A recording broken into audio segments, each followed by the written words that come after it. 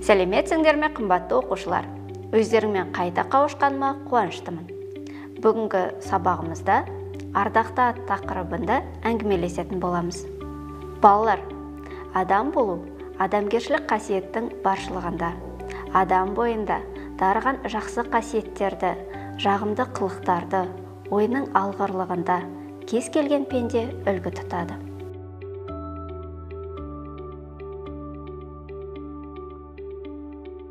Бүгінгі сабағымызда Жүсіп Баласағұнидің адамда жақсы қасиет болмаса, оған бақ та, бақыт та қонбайды деген қанатты сөзі сабағымыздың дәйек сөзі болып табылады. Қанеки, барлығымыз бірге қайталайық.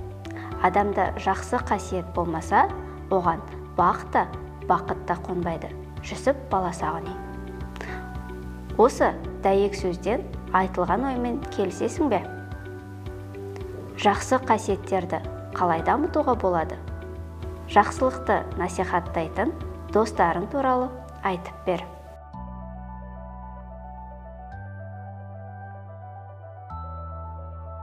Сабағымызға әрі қарай тереңнен бойлай түсу үшін Қорқыт ата аңыз әңгімесін тыңдауға шақырамын. Қорқыт ата, аңыз. Қорқыттың дүниеге келуі ерекше болады. Оның Қорқыт аталу себебі туралы аңыз бар. Қорқыт ата туған кезде қара аспанды су алған, қара жерді құм алған, ол туарда ел қорқып, туғаннан соң қуанған. Шынында да, Қорқыт туысымен жел тынып, бұлт ыдырап, күн шығып, тіршілік маужыраған күйге түседі. Жұртшылық мұны жақсы ырымға балап, бұл бізді қорқытып келген бала болды. Есімі Қорқыт болсын, деп атын Қорқыт қояды. Қорқыт ата өмірдегі болып жатқан дүниенің сан алуан құбылыстарын түсіну үшін өзін мазалайтын сұрақтарға жауап іздеп, дүниенің о шеті мен бұ шетін ұзақ аралайды. Жақсы жаман нәрселерді көп байқайды. Сөйтіп, өзі біраз ой топшылайды. Көрген білгендерін айтып отырады. Қорқыт ата 8 ғасырда өмір сүрген. Аты аңызға айналған ақын, асқан күйші, ойшыл адам болған. Қазақ музыкасының тарихында Қорқыт ата ән күй өнерінің атасы болып саналады. Қазақ аңыз әңгімелерінде Қорқыт атаның өлімге қарсы арпалысы, өлмеске бір шара іздеуі туралы айтылады. Осылайша қатты бір толғанып жүріп, күй өнерін табады. Қорқыт ата күй тартқанда бар тіршілік атаулы үн-түнсіз тынып қалады екен.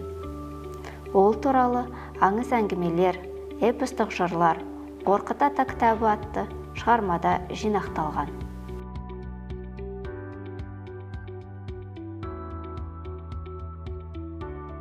Балалар, аңыз әңгіме сендерге ұнады ма? Мәтіннің мазмұны түсінікті болса, төмендегі сұрақтарға жауап іздеп, отбасы мүшелерімен талқылаңдар.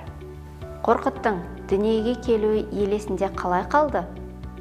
Ол дүниенің бір шетінен екінші бір шетіне неліктен сапар шеккен? Қорқыт ата қай жерден жанына тыныштық тауыпты? Қорқыт ата қайғы мұңын қалай жеңілдеткен еді? Қорқыт атаны неліктен қазақ ән күйінің атасы деп атайды? Өзің Қорқыт ата туралы тағы не білесің? Балалар, Қорқыт ата аңыз әңгімесінен біз лайықты өмір сүруге, әрдайым шындыққа жүгінуге, ақиқатты ұстануға үйренеді екенбіз.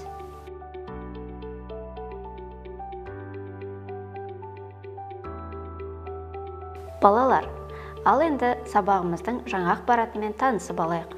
Мұқият тыңдап, естеріңе сақтап алыңдар. Адам ардақты ат. Жақсы ат адамшылдықтың жемісі. Атымды адам қойған соң, қайтып надан болайын, деп айтқан Абай атамыз. Ұлы Абай атамыз адамды артық қылатын және қор қылатын нәрселерді айтып берген. Үш-ақ нәрсе адамның қасиеті: ыстық қайрат, нұрлы ақыл, жылы жүрек. Күллі адам баласын қор қылатын үш нәрсе бар: одан қашпақ керек. Әуелі надандық, екіншісі еріншектік, үшіншісі зұлымдық. Абай атамыздың даналық ақыл кеңесін жете ұғынып, үнемі есте ұстап, жақсы адам болып өсуге, адам деген ардақты атқа лайықты болуға талпыну әркімге міндет болып саналады.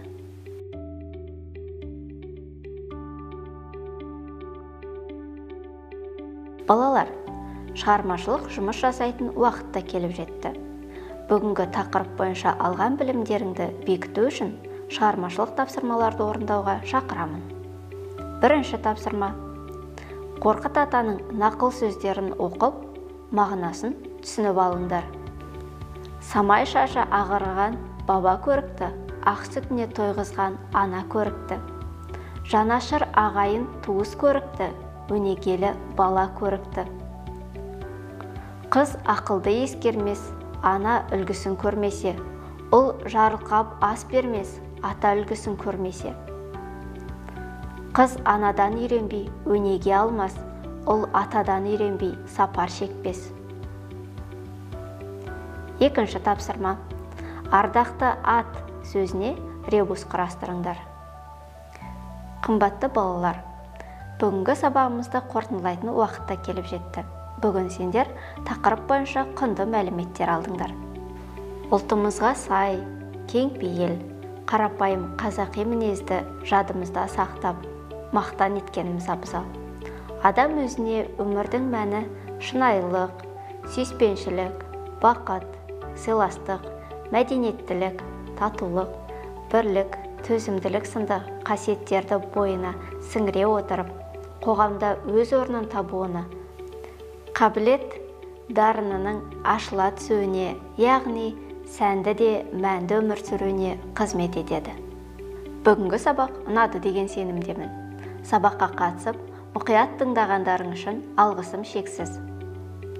Алған әсерлеріңді жүректеріңе сақтап алыңдар. Келесі кездескенше сау болыңдар.